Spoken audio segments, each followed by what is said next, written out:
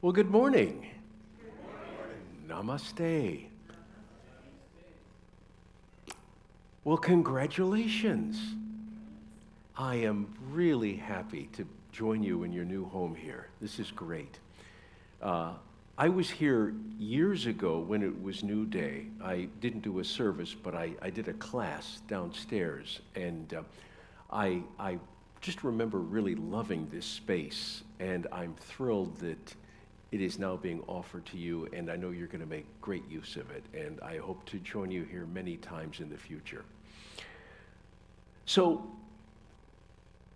I want to ask if anybody here feels that they're living a wasted life, a life without purpose, and a life without direction. So ask yourself, do you fall into that category? And if you do, I have a recommendation for you. Now, this recommendation isn't going to get you out of thinking that you're living a wasted life. I can't do that. This is a journey you must take on your own. But what I can do is make a suggestion as to how you might spend a little bit of your time in a wasted life.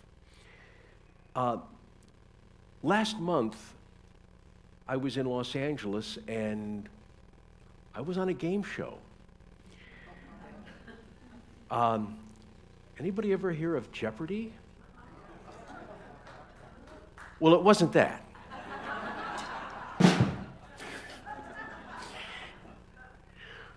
No, it's a reboot of a show actually that was on in the 80s. This is actually the second reboot. I forget when the first reboot was, but this is the third reboot of a program, of a game that I'll bet most of you have played once in your life. It's called Pictionary. Played Pictionary before? It's a fun game.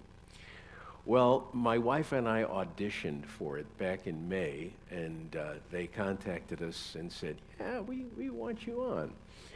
So we went to LA. We actually have an apartment there. My wife does a lot of work in Los Angeles. And we taped a program. Now, I signed a non-disclosure agreement, so I can't say anything about what happened other than it was fun. I think I can get away with that. It was fun. And we didn't completely embarrass ourselves. But as to whether or not who won, who lost. So they said, we don't know when it's going to be on, but we'll let you know. Well, we just got an email. It's going to be on November 14th. And it's being carried by WOTV, Channel 41. And they actually air 2 episodes between 9 a.m. and 10 a.m. And I don't know whether we're episode 1 or episode 2 that day. My point is, if you are living a wasted life, this is a perfect opportunity to waste it and see me on television. I suspect most of you do live meaningful and purposeful lives. If that is the case, I would advise against watching, really, because it is a half hour of silliness. But I'll leave that to your discretion. Who am I to judge your television viewing habits? So let's talk about the matter at hand. As you know, I really enjoy being able to reflect on the daily word. Some of you may not know this, because I don't really include it in my biography that the hosts read up here. But in the 1970s, I was a disc jockey. I was a late-night disc jockey on a radio station with a soft rock format, right? You know, kind of like locally here, WTRV, The River. It was that kind of format. So back in the 70s, there was a lot of Eagles and Linda Ronstadt, the Beatles' softer tracks. Then there's this one song that universally every disc jockey at that station hated. It was called Feelings by Morris Alpert. You might remember, feelings, whoa, whoa, whoa, feelings. Yeah, if we could possibly get away with not playing that song, we did. And I think one of the reasons that we didn't care for it is it was so syrupy. It indicated that it just made us feel that feelings were syrupy, were trite. I think that's the word, that feelings were trite because the song was kind of trite. I mean, it wasn't even good music. I hope I'm not offending any Morris Albert fans here. I don't know. If you have a Morris Albert fan club chapter here and nobody told me, I don't know. But I would like to compare that song with an ancient song that goes back over 1,000 years. It was composed by one of the great figures in Hinduism. His name was Swami Shankaracharya. And Swami Shankaracharya was like another Buddha, all right, and has over the centuries gained the highest esteem in the Hindu communities. And his chant was called I Am He, and it goes, no birth, no death, no caste have I. Father, mother have I none. I am He, I am He. And then, mind nor intellect, no ego chitta. Mind nor intellect, no ego chitta. Sky nor earth, no, nothing am I. Sky nor earth, nothing am I.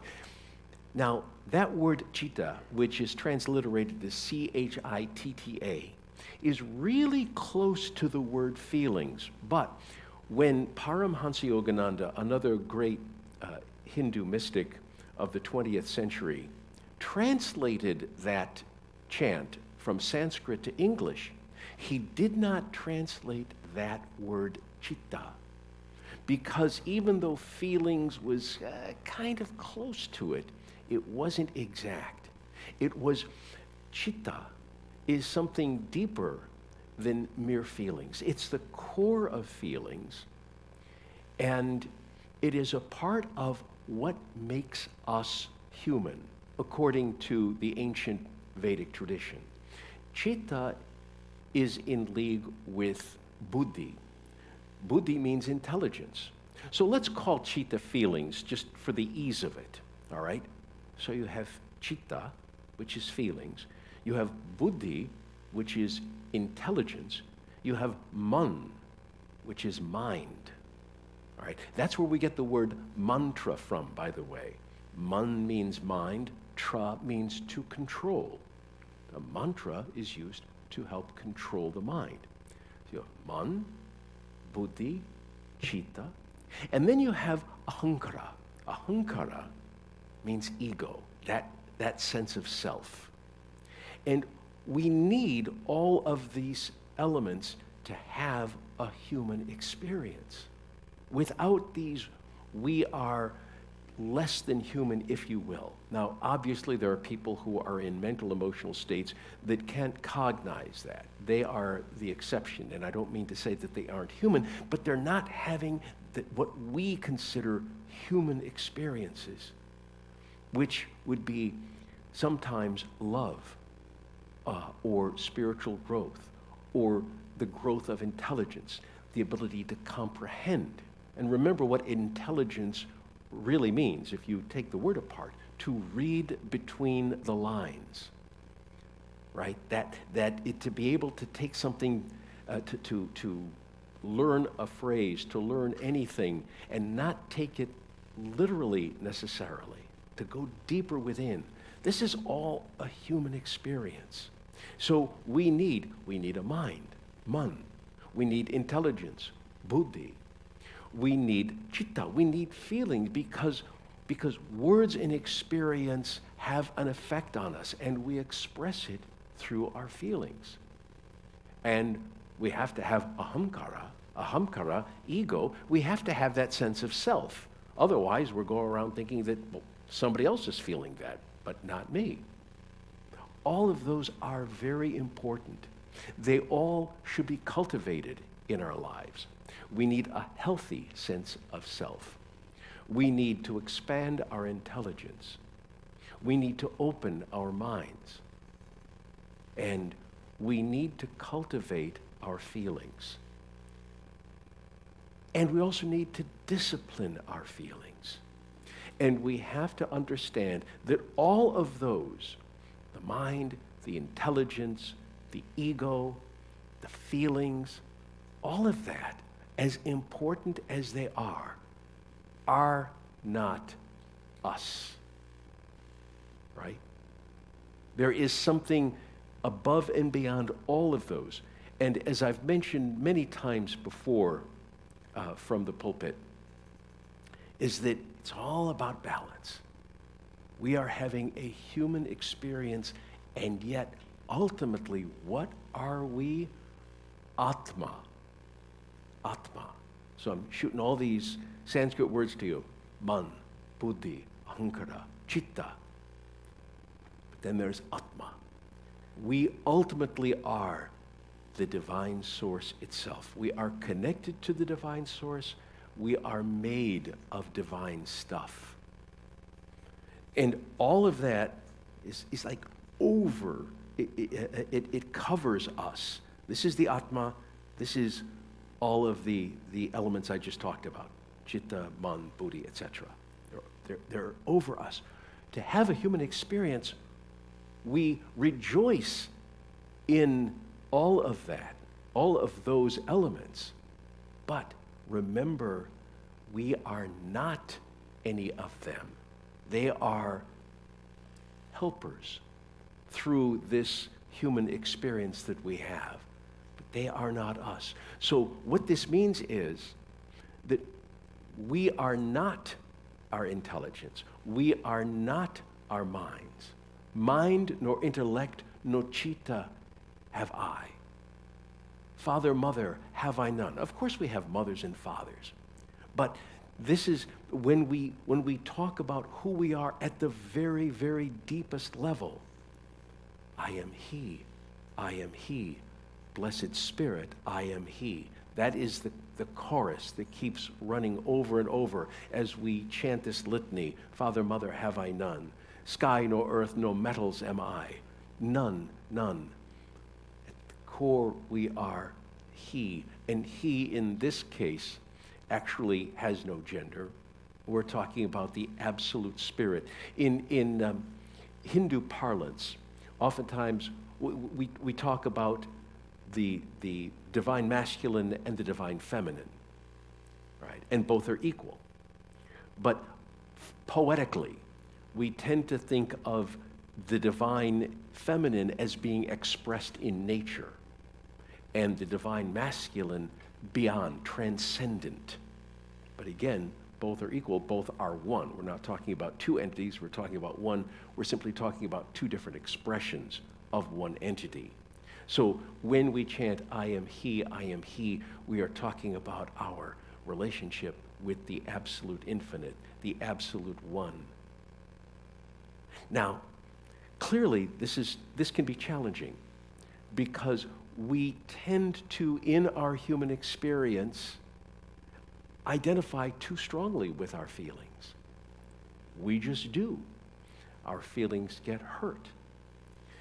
We feel one way, and here's something, if you walk away with nothing else, please know that we must acknowledge what we feel and never apologize for how we feel. If I make you angry, you shouldn't say to me, I shouldn't be angry at you. Well, if you misunderstood something, or if say somebody said that I did something, said something bad behind your back and I really didn't, then no, you're right, you shouldn't be angry with me. But if I really did wrong you, and I'm here to apologize, if you're saying, I've been angry at you all week and I kept saying I shouldn't be angry at him, I shouldn't, because God forbid, we have an honest feeling. No, you don't do that. Feel what you feel. And if what you feel is wrong, then you need to the best of your ability, change the reality. Right? So you're angry at me because you heard I did something that could have affected you in a negative way. Then you must confront me. If you don't want to feel angry towards me, you must confront me. You must say, hey, I heard you did this. This is making me very frustrated, very angry. All right? And if I blow you off, if I do not acknowledge my wrong, so let's say I did, in fact, do a wrong, then you have every right to feel angry at me. Now, here's where spiritual work comes in. You acknowledge the anger. You acknowledge you feel it. And then you do your best to work on forgiveness, to work on just moving along, to look at the situation perhaps in a different context and realize that what I did will not affect you forever. It's not like I stole your life savings or injured a loved one or anything like that, or took out a contract on you. That would make somebody really angry, and I accept that. That's okay. I know every time that's happened to me, I've just blown up. Just really, it's terrible. But the key is to be able to honestly feel. It doesn't mean you can't move on. It doesn't mean that you're going to feel that way forever. And here's another thing, too, about feelings. People who identify too strongly with their feelings is they refuse to move on.